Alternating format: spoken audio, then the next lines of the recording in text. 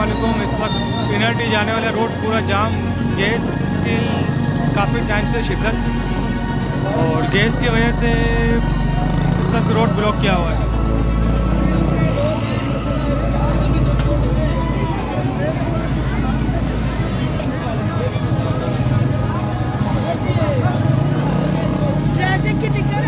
Gas की load shedding की वजह से पूरा इलाका बंद कर दिया गया है और यहाँ पर देख सकते हैं आग भी लगाई जा रही है।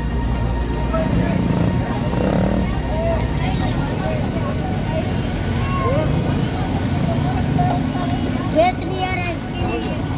कहाँ जा रहा तू?